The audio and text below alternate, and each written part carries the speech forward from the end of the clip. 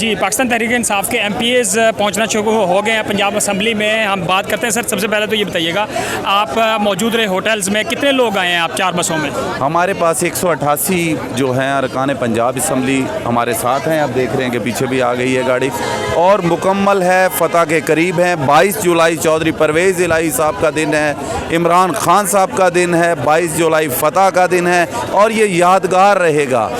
पंजाब की तारीख़ में जो तख्त पंजाब जो है वो तहरीक इंसाफ के पास आ चुका है। इम्पोर्टेड हुकूमत को नामंजूर किया है और वज़ीर आला चौधरी परवेज़ इलाही होंगे इंशाअल्लाह। अच्छा, ये बताएं कि अभी आप जो लोग आए हैं, 187 लोग हैं जी, 188 लोग हैं। 188 लोग कहा जा रहा है कि ये देख रहे हैं आप, इस वक्त 4 बसों में लोग यहाँ पहुँच चुके हैं।